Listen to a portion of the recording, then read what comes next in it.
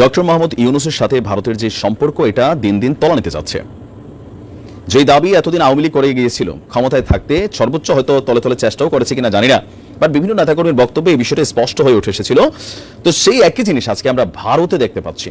যদিও এটা অসম্ভব একটা ইস্যু, এটা সুযোগ নেই, কিন্তু আপনি দেখেন ডক্টর মোহাম্মদ ইউনূসের ইস্যুতে ভারতের যে সরকার আছেন, ভারতের যারা এমপি আছেন, মন্ত্রী আছেন, বিভিন্ন দলের, তারা আসলে ওনাকে কিভাবে গ্রহণ করছে।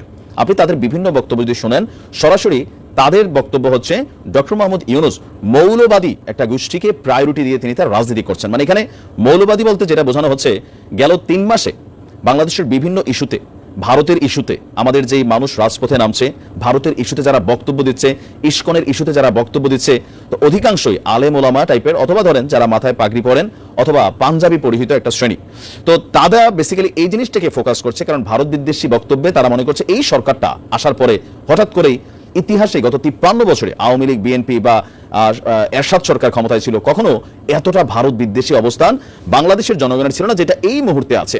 তো এই সকল বিষয়কে ফোকাস করে বাংলাদেশ বিরোধিতা এবং খবরের শিরোনামে উঠে আসতে প্রতিযোগিতার খাতায় এবার নাম লিখেছে কলকাতা হাইকোর্টের প্রাক্তন বিচারপতি এবং বিজেপি মানে মোদীর দলের সংসদ সদস্য অভিজিৎ বন্দ্যোপাধ্যায়।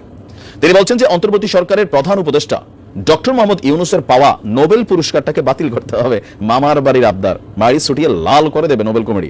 বাট দেখেন আবদারের নমুনা কি।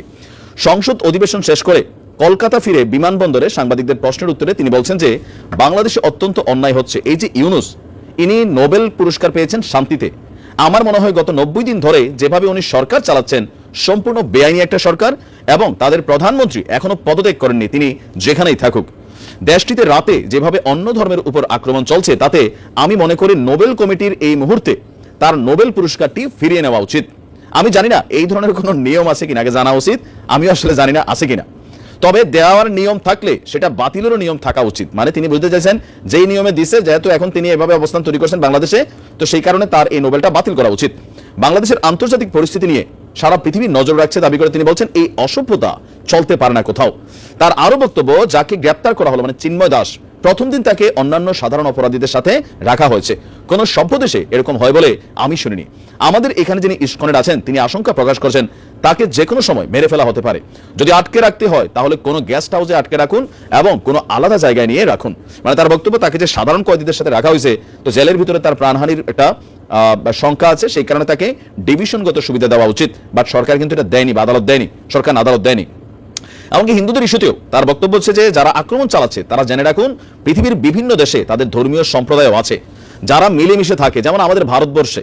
তিনি তো সন্ন্যাসী, তাকে তো জেলের ভিতর ধর্মাচরণ করতে দিতে হবে, সেটা আপনারা বন্ধ করেছেন কিভাবে? জোর করে গরুর মাংস খাওয়ানো হচ্ছে কিনা তাও জানা যাচ্ছে না। এরা কুই পর্যন্ত চিন্তা করছেন? মানে এদের ভারতের মধ্যে চিন্ময় দাসকে গ্রেপ্তারের পর তাকে কেন ডিভিশন দেওয়া হলো না, আলাদা রাখা হলো না? তাদের গণমাধ্যম, তাদের মন্ত্রীরা, তাদের এমপিরা কিন্তু লাগাতার বক্তব্য দিয়ে যাচ্ছেন। ইভেন তাদের মিডিয়াতে যা প্রচারিত হচ্ছে, আমাদের সরকার যখন বলছে এগুলো বাড়াবাড়ি, অতি মিথ্যাচার, তাদের রাষ্ট্রের যে পররাষ্ট্র মন্ত্রণালয় থেকে ব্রিফিং করে সেখানে বলছে কোনো বাড়াবাড়ি নাই, বাংলাদেশে এগুলোই ঘটতেছে। তো সবকিছু মিলিয়ে ডক্টর মোহাম্মদ ইউনূসের এই সরকারটা এই মুহূর্তে সার্বিক যে পরিস্থিতি আছেন, আইন শৃঙ্খলার অবনতি, এটা তো একদম দৃশ্যত। তো এগুলোর কারণে ভারতীয়রা এই ইস্যুটাতে একটা সুবিধা পাচ্ছে। তবে আমার একটা রহস্যময় অ্যাক্টিভিটিস মনে হয় যে চিন্ময় কৃষ্ণ দাসকে এখন আসলে কেন গ্রেপ্তার করা হলো, আর তার গ্রেপ্তারের ইস্যুতে কেন সারা বাংলাদেশে এভাবে আমাদের সনাতনী জাগরণ মঞ্চের ব্যানারে মানুষ রাজপথে নেমে আসছে, একটা জীবন ঝরে গেল, এরপরে ইস্যুটা কোনো না কোনোভাবে বন্ধ হচ্ছে না। আমাদের সরকারের যিনি পররাষ্ট্র উপদেষ্টা আছেন তৌফিক সাহেব, তিনি ভারতের ইস্যুতে বলছেন ভালো সম্পর্ক আছে। তো ভারত কূটনৈতিকভাবে কোথায় ভালো সম্পর্ক আমাদের সাথে রাখছে? এই বিজেপির যে বক্তব্য আছে এগুলো নিয়ে আমাদের সরকারের কঠোর প্রতিবাদ করা উচিত। কিন্তু ভারতের সাথে পাঙ্গা নিয়ে আমরা কি আসলে টিকে থাকবো? এটা হচ্ছে খুবই বাস্তব একটা আপনাকে ভাবতে হবে। যদি আমরা টিকতেই না পারি তাহলে আমাদের উচিত টেকনিক্যালি ভারতকে হ্যান্ডেল করা, তবে ন্যায্যতা, সমতার ভিত্তিতে, পারস্পরিক সম্মানের ভিত্তিতে।